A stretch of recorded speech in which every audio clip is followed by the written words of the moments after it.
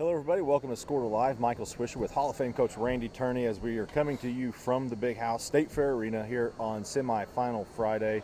And we're going to break down the Class B girls semifinals. It's going to be number 3 versus number 5, Hammond versus Red Oak at 5:30 p.m. here at State Fair Arena for the Class B girls state championship.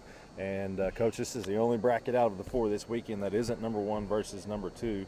But the two teams that kind of have survived what we called a wide open bracket, right. And it's going to be the Lady Warriors versus the Lady Eagles for the state title.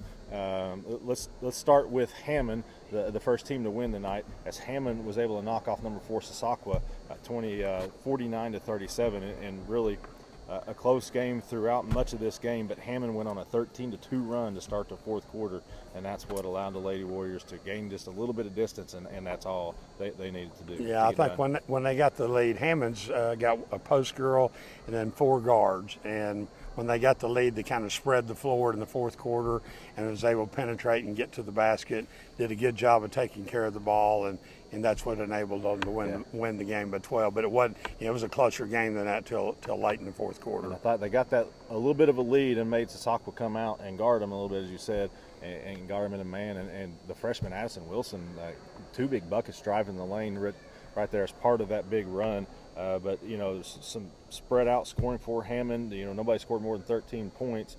It was Morgan Miller leading the way with 13. Kennedy Walker with 11 points, Megan Morton with 8 points. It just spread out there. Haley Morris with 10 as the Lady Warriors advance into the finals. Stormy Johnson with 20 points and 13 rebounds for Sasakwa. But Sasakwa, a team that had 2 big wins over Varnum this year, but just when they needed to score down the stretch, they just couldn't quite get it done. Right, they just had a hard time getting a basket toward the end. The point guard, number 4 from Varnum, she had 16 points in the game and didn't play in the fourth quarter, so I don't know if she got hurt or what the problem was. I mean, I kept watching for her to come back in, but she never did come back in, and I don't know what the situation was, but they sure need. She hit 3 or 4 threes, I know, in the ball game, and I've watched them on film quite a bit because Burlington played them in the area tournament, but she's a really good player, and the post player, I really like the number 25, the post player from Varnum. She's a big old strong girl that really works hard, rebounding, plays good defense, and she made her presence known tonight for sure. But in the Hammond Sasakwa, one big stat: 17 steals for Hammond, big there, and then Sasakwa shooting just 26% from the game, including 20% from three-point range. Tough to get it done there. And then we were talking about Varnum and Red Oak. Red Oak pulls out the 49-46 win there.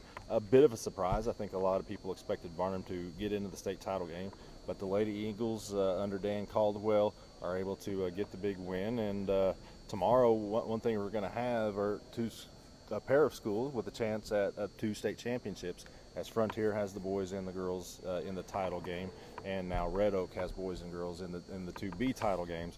But this one, Red Oak and Varnum just kind of back and forth, and really I thought, I looked up at one point and I didn't realize that Red Oak had even taken the lead, but they just kind of kept chipping away at an early deficit, and they got that lead and eventually just kept it. Yeah, they did, and I thought they played really good defense throughout the game, and number 3, Baldwin, ended up with some big baskets toward the end and made some key free throws. I think she ended up with 17 points and 9 rebounds, and the freshman post girl, number 11, Bell, came in the game and did a good job for them and scored 11 points. And of course, their best playmaker, their guard, Varnum was trying to deny her the ball a lot tonight, number 15, McCullough, but she ended up with 12 points. So you had real balanced scoring there from Red Oak.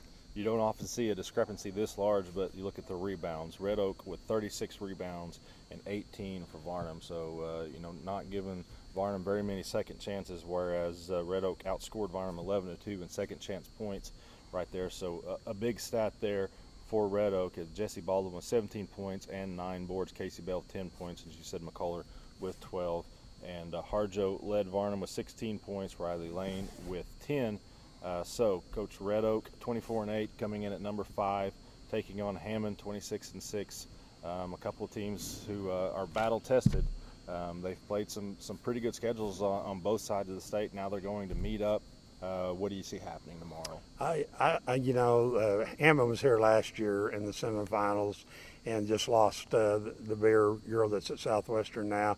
And I think that experience will kind of help them. I think if they can get the lead and kind of spread the floor and use their quickness like they did tonight, they've got a good chance to win. But I think I like Hammond tomorrow. I think it'll be a low-scoring game with defense dominating, but I think Hammond's quickness will probably decide the game. Well, beginning at about 5:30 p.m., that's when we will find out who will be your Class B champion. Again, number 3 Hammond versus number 5 Red Oak at 5:30 p.m. to decide the Class B Girls State Championship. We hope you can be here to watch that game at State Fair Arena, but if you cannot, keep up with it on your Squirtle app. We appreciate you for joining us here on Squirtle Live.